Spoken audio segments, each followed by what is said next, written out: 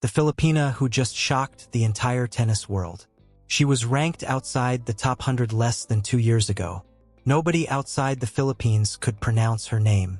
And now, one of the most respected coaches in the history of tennis, a man who stood in the corner of Pete Sampras and Roger Federer, has looked at her and said the words every young athlete dreams of hearing but almost nobody ever does.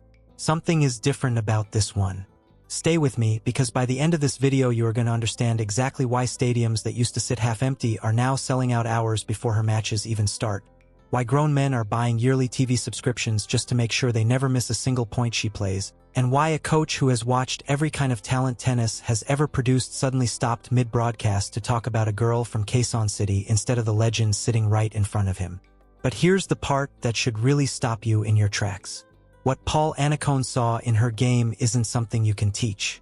It isn't something you can coach into a player no matter how many hours you put in. It's the kind of thing that shows up once in a generation, and when it does, it usually ends with a name we're all still talking about 20 years later. So who is she? What did Annacone actually see? And is the hype finally catching up to the reality? Stick around, because this story gets a lot bigger than one tournament, one match, or one headline. And I promise you, the ending is not what you expect. Before we get into it, if stories like this get you fired up the way they get us fired up, do us a favor and hit subscribe. We're covering her entire climb from here on out, and trust me, you don't want to miss what's coming next. Let's start with the name, because by now you've probably heard it, even if you're not entirely sure how to say it. Alexandra Eala. Everyone just calls her Alex. She's 21 years old, born in Quezon City in the Philippines, and for most of her career she was exactly the kind of player casual tennis fans never notice.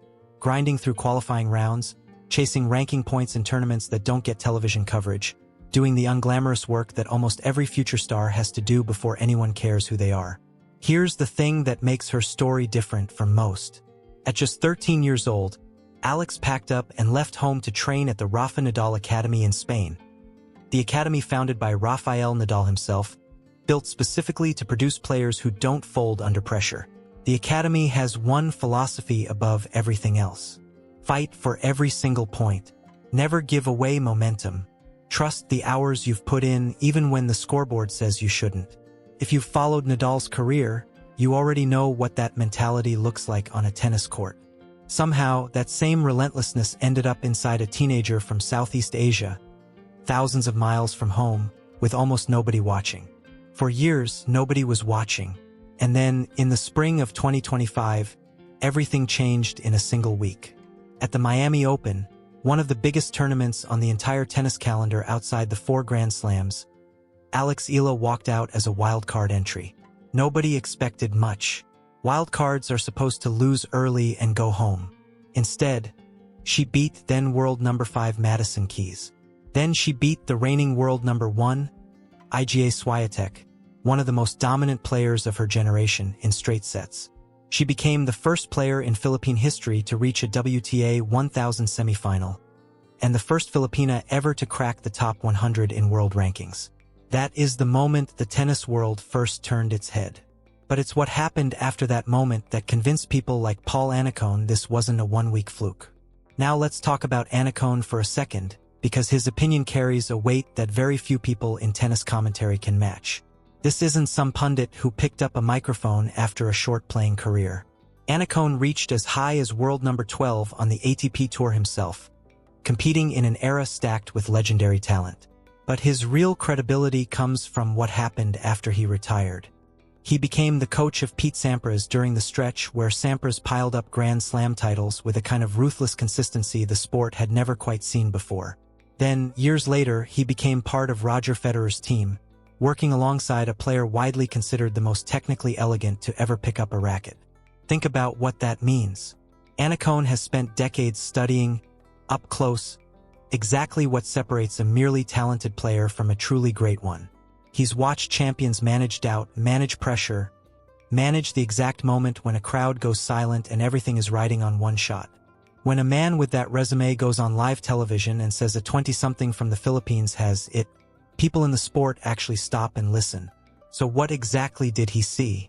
The first thing Annacone pointed to was Eala's timing. And if you know tennis at a technical level, you know this is one of the hardest things to develop and one of the rarest things to see in a young player. Most players wait for the ball to reach the peak of its bounce before they strike it. It's the safer option. It gives you more time to react, more margin for error. Eala often does the opposite. She takes the ball early, on the rise, before it's even reached its highest point, and redirects it back at her opponent before they've had a chance to reset their footing. That single habit changes an entire rally. It steals time away from whoever is standing across the net. It forces opponents, even elite, experienced opponents, into rushed decisions and defensive scrambles they didn't plan for. Doing this occasionally is impressive. Doing it consistently under pressure against players ranked inside the world's top 10 requires a level of hand-eye coordination and nerve that very few players in the world actually have. But technique alone doesn't explain why a coach like Annacone gets this excited. The second thing he zeroed in on was something much harder to measure: her composure. Tennis has a brutal way of exposing young players emotionally. The moment the stage gets bigger, the moment the crowd gets louder, cracks tend to show. Some players get visibly rattled. Some freeze. Some overcelebrate one big point and then completely lose focus for the next 5.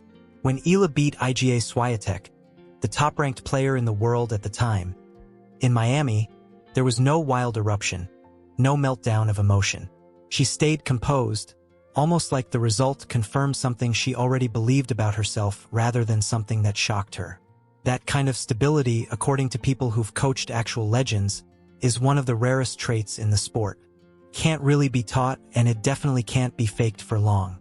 Eventually, either an athlete learns to control the chaos around them, or the chaos ends up controlling the athlete.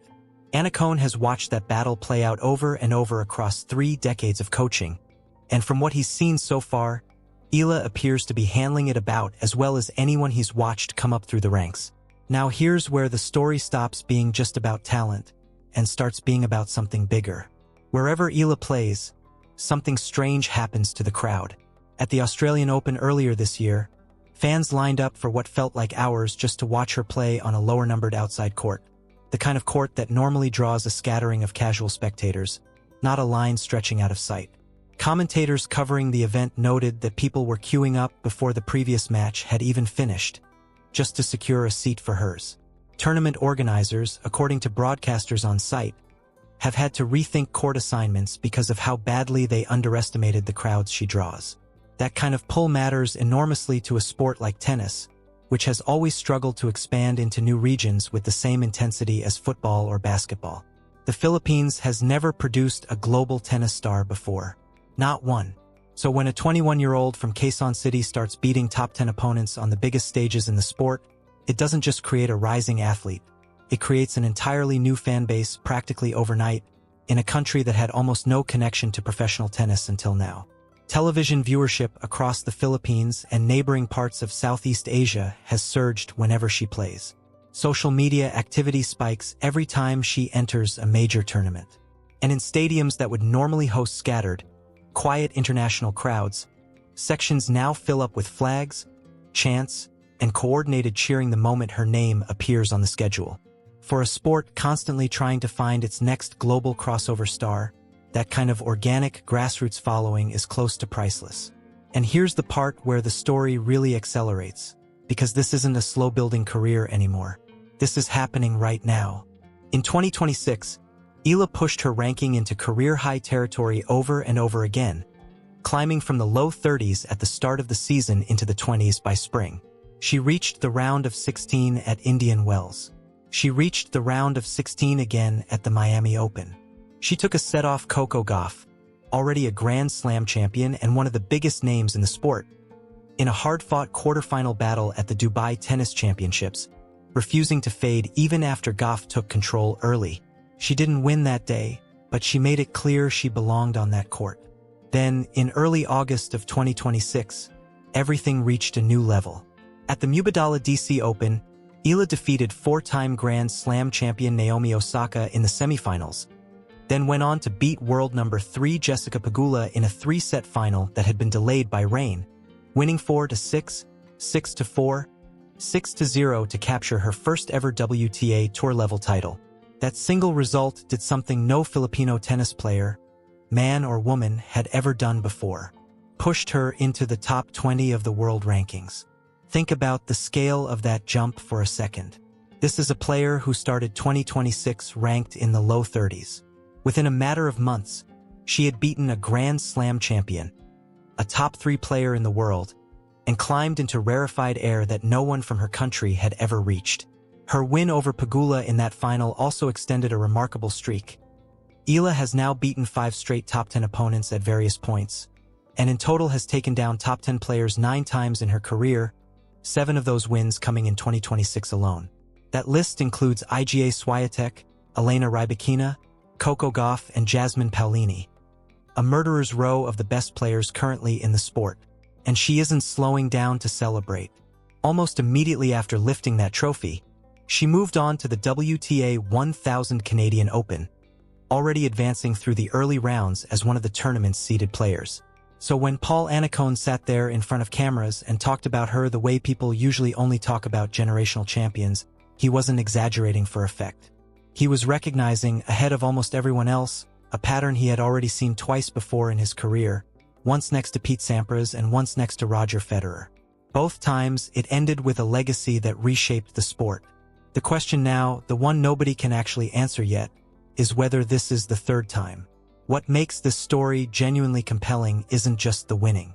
Plenty of young players put together a hot month and then disappear back into the pack. What makes Eala different is the combination. The technical rarity of taking the ball early and stealing time from elite opponents, paired with an emotional stability that coaches spend entire careers trying to instill in players and often fail.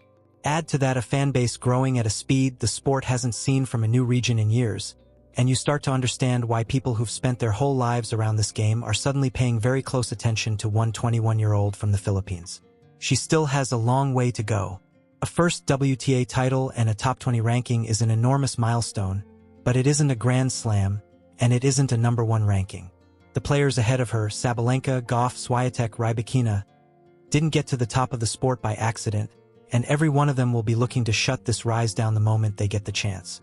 The margin between a great rising story and a genuine era-defining career is razor-thin, and Eala is only just now stepping into the part of the sport where that margin actually gets tested week after week, against players who have already been through every version of pressure the tour can throw at them. But if the early signs mean anything, and when someone like Paul Annacone is the one pointing them out, they usually do, then what we're watching right now isn't the peak of Alex Eala's story. It's the very beginning of it. If you want to be there for every step of what happens next, make sure you're subscribed, because a career like this doesn't wait around, and neither should you. We'll be back with the next chapter the moment it happens.